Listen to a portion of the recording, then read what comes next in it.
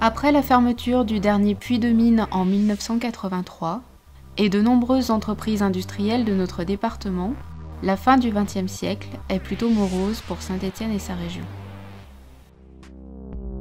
Le début des années 2000 est marqué par une véritable volonté de renouveau.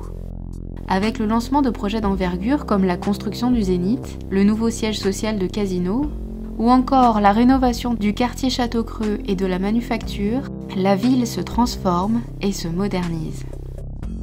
C'est dans ce contexte d'effervescence qu'est posée le 22 avril 2003 la première pierre de ce qui deviendra la Cité des entreprises.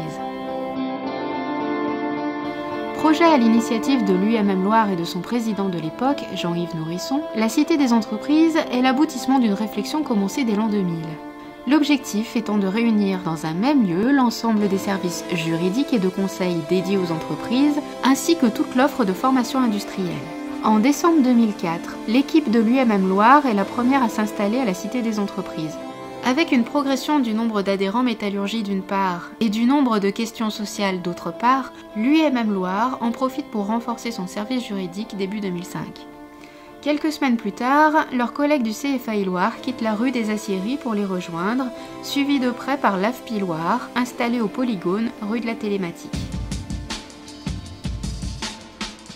L'inauguration officielle des 5300 m² de la Cité des entreprises a eu lieu le 28 juin 2005 en présence de 500 invités.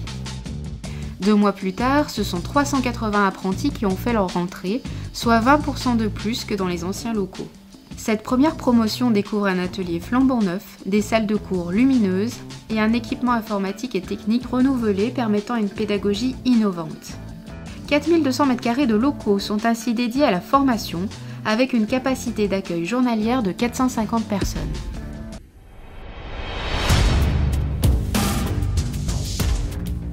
Sur le plan de la formation initiale, depuis la création de la FIL, l'ancêtre du CFAI Loire et du pôle formation, l'offre de formation s'est constamment adaptée aux besoins des entreprises.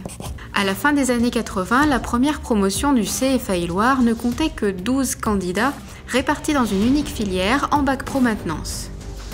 En 2004, c'est-à-dire à la veille du déménagement à la Cité des entreprises, les effectifs du CFAI Loire dépassaient la barre symbolique des 300 apprentis.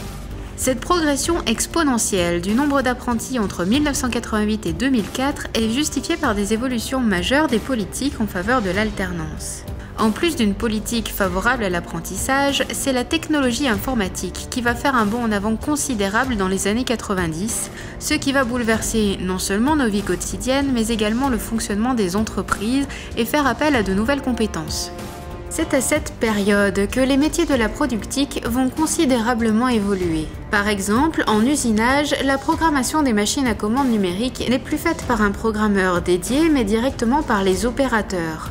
Le niveau de qualification technique attendu de la part des salariés qui vont travailler sur ce type de machine est donc relevé.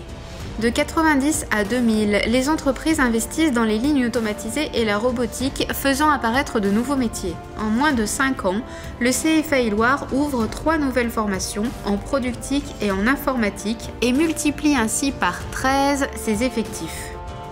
C'est à cette période que le premier partenariat entre le CFAI et l'ISTP est mis en place afin de développer une formation ingénieur. Dans le sillage des mutations métiers engendrées par l'informatique, l'idée que la compétitivité des entreprises peut se conquérir aussi sur le terrain de la qualité a fait son chemin. En 1995, le cap des 200 apprentis est franchi avec l'ouverture d'une filière technico-commerciale. Dans les 5 années qui suivront, de nouvelles formations et de nouveaux partenariats seront mis en œuvre. Durant cette décennie, la formation continue n'est pas en reste. L'AFPI Loire se démarque par son expertise technique et sa pédagogie innovante, en faisant un acteur reconnu, y compris hors des frontières de la Loire, pour certaines formations à haut niveau de technicité et certains CQPM. Arrivée en 2005, la formation initiale et la formation continue ont besoin d'air. Une fois réunies géographiquement à la Cité des entreprises, les équipes formation ont la possibilité de mettre en commun leurs ressources pédagogiques et techniques afin de créer des synergies. C'est également en 2005 que le choix est fait d'installer une antenne de l'AFPI Loire sur le nord du département, à Roanne, dans les locaux de l'ESIT, centre de formation de Nexter. Entre 2005 et 2008, une avalanche de normes qualité, sécurité et environnement s'impose aux entreprises. afin de gagner en lisibilité extérieure et afin de mutualiser les compétences des équipes en QSE, l'IDEC est intégré à l'AFPI Loire. Entre 2009 et 2012, la formation met en place le dispositif Ambition Ingénieur en partenariat avec de grandes écoles. C'est également à cette époque qu'ont lieu les premiers échanges franco-allemands certifiés Europass, mettant ainsi à l'honneur la mobilité européenne dans un cursus apprentissage. En 2009, l'AFPI et le CFAI Loire ont l'opportunité de reprendre intégralement les activités de l'ESIT à Roanne. En 2012, le cap des 500 apprentis formés chaque année est franchi. Fin 2008, la crise économique est mondiale et on redoute localement des effets désastreux sur les entreprises. Les équipes juridiques de l'UMM Loire sont fortement sollicitées par les entreprises locales qui doivent faire face à une forte baisse de leur activité et souhaitent recourir au mieux au chômage partiel et dans le pire des cas procéder à des licenciements économiques. Au niveau national, des mesures sont prises pour améliorer les conditions d'indemnisation et d'accès au dispositif de chômage partiel. Localement, les équipes de la Cité des entreprises mettent en place de nouvelles formations souples et réactives, assorties des meilleures conditions de financement possibles afin que les entreprises frappées par des mesures de chômage partiel puissent envoyer leurs salariés en formation et ainsi maintenir les salaires tout en développant les compétences. Le paradoxe de la crise est que certaines entreprises ont dû recourir au licenciement économique pour éviter la liquidation, tandis que d'autres avaient de réelles difficultés à recruter.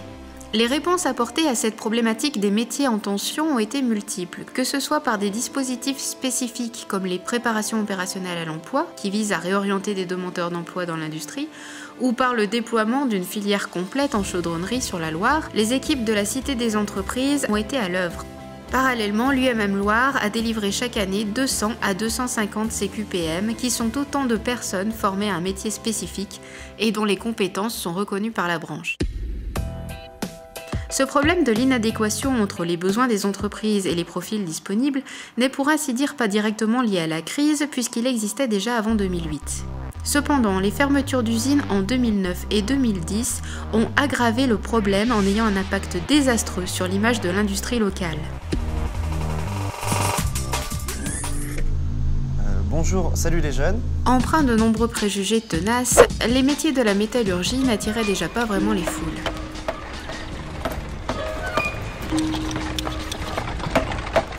Avec la crise, le déficit d'image de l'industrie est devenu un vrai problème. Il est devenu alors indispensable pour l'UMM d'accroître significativement le nombre d'actions de valorisation de l'industrie et de ses métiers en collaboration avec les entreprises locales.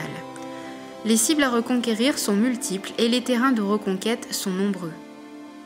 Un véritable plan de promotion des métiers de l'industrie a alors été déployé avec les partenaires locaux afin d'attirer les jeunes car l'enjeu de redorer le blason de l'industrie est grand. La pyramide des âges est vieillissante et la question du renouvellement des effectifs est clairement posée. Dans ce cas de figure, l'apprentissage n'est plus que jamais perçu comme la solution idéale. Raison pour laquelle des entreprises de la Loire se sont engagées à promouvoir ce dispositif en signant une convention de partenariat avec les organismes de formation de la Cité des entreprises. Afin d'être davantage visible par le grand public et par les entreprises, l'UMM national a décidé en 2013 de placer ses structures de formation CFAI et AFPI sous une même marque, le pôle formation des industries technologiques. En 2015, le pôle formation Loire a été le premier pôle d'une UMM territoriale à être labellisé en France. C'est dans ce contexte qu'a été inauguré en novembre 2014 le campus des métiers de Mably, permettant aux équipes rouennaises d'accueillir jeunes et salariés dans des conditions optimales. Tout comme la Cité des entreprises en 2013, ce centre de formation flambant neuf s'est de surcroît engagé auprès de la région Rhône-Alpes en signant la charte H+, pour l'accueil en formation de personnes en situation de handicap.